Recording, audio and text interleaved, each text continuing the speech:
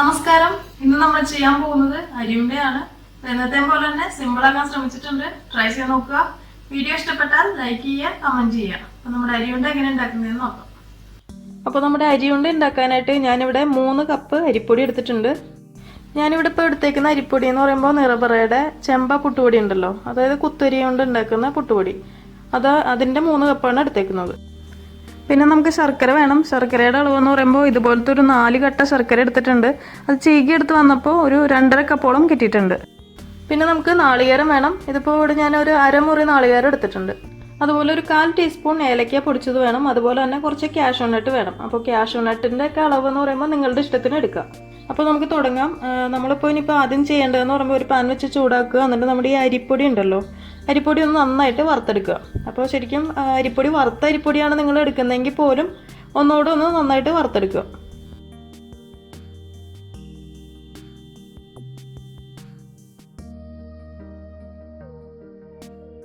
സാധാരണ നമ്മൾ അരി കൊണ്ട് ഉണ്ടാക്കുന്നതെന്ന് പറയുമ്പോൾ നമ്മുടെ കുത്തരി നന്നായിട്ട് വറുത്ത് പൊടിച്ചതിന് ശേഷമാണ് അരി കൊണ്ട് ഉണ്ടാക്കുന്നത്. ഇതിപ്പോൾ നമ്മൾ നേരിട്ട് പുട്ടുപൊടി വെച്ചിട്ടാണ് ചെയ്യുന്നത്. ഇപ്പോൾ പുട്ടുപൊടി എന്ന് പറയുമ്പോൾ ഇത് നല്ല ഫൈനായിട്ടുള്ള പൗഡറൊന്നുമല്ല, ഇച്ചിരി തരിയൊക്കെ ഉള്ളത്. അതായത് നമ്മൾ ഇപ്പോൾ കുത്തരി വറുത്ത് പൊടിച്ചെടുക്കുന്ന രീതിക്കുള്ള തരിയുള്ള പുട്ടുപൊടിയാണ് എടുത്തേക്കുന്നത്. പിന്നെ ഇപ്പോൾ ഈ വീഡിയോ കാണുമ്പോൾ നിങ്ങൾക്കൊരു സംശയം തോന്നിയേക്കാം. അതായത് ഇപ്പോൾ നമ്മൾ ചെമ്പ പുട്ടുപൊടി വെച്ചിട്ടാണല്ലോ ചെയ്യുന്നത്.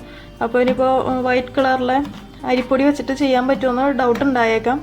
പക്ഷെ അതെനിക്കറിയില്ല, കാരണം ഞാൻ ട്രൈ ചെയ്ത് നോക്കിയിട്ടില്ല. ചിലപ്പോൾ ചെയ്യാൻ പറ്റുമായിരിക്കും, പറ്റാഴികൊന്നും ഉണ്ടാവില്ല. നന്നായിട്ട് വറുത്തെടുത്താൽ മതിയാവും. പക്ഷെ ഞാൻ ട്രൈ ചെയ്ത് നോക്കിയിട്ടില്ല. ഞാനിതിപ്പോൾ നമ്മൾ എന്താ പറയുക, അരിയൊക്കെ വറുത്ത് പൊടിച്ചെടുക്കുന്നതിനേക്കാളും അപ്പോൾ ഇച്ചിരിയും കൂടെ എളുപ്പത്തിൽ ചെയ്യാമെന്നുള്ള രീതി കൊണ്ടാണ് ഞാനിതൊന്ന് ട്രൈ ചെയ്ത് നോക്കിയത്. അപ്പോൾ ട്രൈ ചെയ്തപ്പോൾ കുഴപ്പമില്ലാണ്ട് കിട്ടി. അതുകൊണ്ടാണ് ഇത്ര കോൺഫിഡൻസിൽ ഞാൻ ചെയ്യാമെന്ന് വിചാരിച്ചത്. ഇതിൽ ഇമ്പോർട്ടൻ്റ് ആയിട്ടുള്ളൊരു കാര്യം എന്ന് പറയുമ്പോൾ നമ്മൾ ഈ അരിപ്പൊടി നന്നായിട്ട് വറുത്തെടുക്കണം.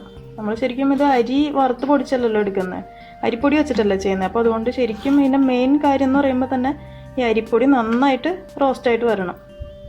പിന്നെ നിങ്ങൾ ഈ അരിപ്പൊടി വെച്ച് ചെയ്യാൻ താല്പര്യമില്ലാത്തവർക്ക് വേണമെങ്കിൽ ഇതേ മെത്തേഡ് തന്നെ കേട്ടോ. അതായത് നമ്മുടെ കുത്തരി വെച്ചിട്ട് അളവുകളൊക്കെ ഇതൊക്കെ തന്നെ. എന്നിട്ട് നമ്മുടെ കുത്തരി എടുക്കുക, എന്നിട്ട് ഇതേപോലെ തന്നെ നന്നായിട്ട് റോസ്റ്റ് ചെയ്യുക. നല്ല ബ്രൗൺ കളറാവുന്നവരെ റോസ്റ്റ് ചെയ്തെടുത്തതിന് ശേഷം മിക്സിയുടെ ജാറിലിട്ടിട്ട് പൊടിച്ചെടുക്കുക. അതായത് പുട്ടുപൊടിയുടെ ആ ഒരു തരിയുടെ അനുസരിച്ചിട്ട്.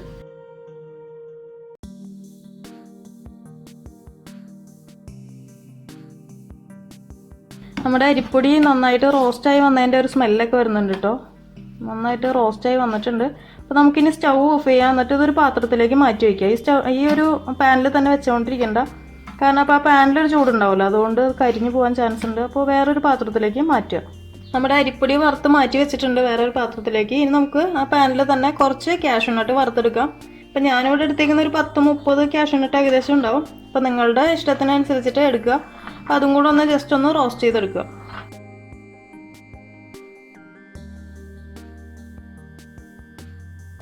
നമ്മുടെ കാഷ്യൂ നട്ടും റോസ്റ്റായി വന്നിട്ടുണ്ട്. ഇനി ഇതൊരു മിക്സിയുടെ ജാറിലിട്ടിട്ട് ജസ്റ്റ് ഒന്ന് പൊടിച്ചെടുക്കുക. അതായത് അധികം ഫൈനായിട്ടുള്ള പൗഡറല്ല, ജസ്റ്റ് ഒന്ന് ക്രഷ് ചെയ്തെടുക്കുക. നമ്മുടെ കാഷ്യൂ നട്ട് ഞാൻ മിക്സിയുടെ ജാറിൽ ജസ്റ്റ് ക്രഷ് ചെയ്തെടുത്തിട്ടുണ്ട്. ഇനി നമുക്ക് ഇതിലേക്ക് ഇട്ട് കൊടുക്കാം. അതുപോലെ നാളികേരത്തിൻ്റെ പകുതി ഇട്ട് കൊടുക്കാം. ഇനി നമ്മൾ എടുത്ത് വെച്ചിരിക്കുന്ന ശർക്കരയുടെ പകുതിയും കൂടെ ഇട്ട് കൊടുക്കാം. ഇനി ഇത് കൈ കൊണ്ട് തന്നെ നന്നായിട്ടൊന്ന് കുഴച്ചെടുക്കുക.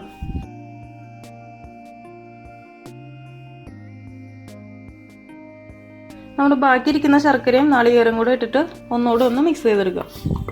അപ്പം അതിൻ്റെ കൂടെ തന്നെ ഒരു 1/4 ടീസ്പൂൺ ഏലക്കാപ്പൊടിയും കൂടെ ചേർക്കണം കേട്ടോ.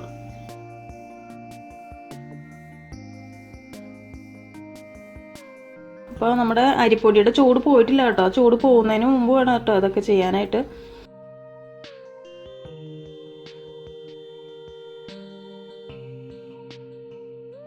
അപ്പോൾ നമ്മുടെ ശർക്കര നന്നായിട്ട് മിക്സ് ചെയ്തെടുത്തിട്ടുണ്ട്. അപ്പോൾ ശരിക്കും നമുക്ക് ഇങ്ങനെ ഉരുട്ടിയെടുത്തു കഴിഞ്ഞാൽ ഉരുളകളായിട്ട് ഇങ്ങനെ കിട്ടുന്നുണ്ട്. അപ്പോൾ നമുക്കിതെല്ലാം ഓരോ ഉരുളകളായിട്ട് ഉരുട്ടിയെടുക്കുക.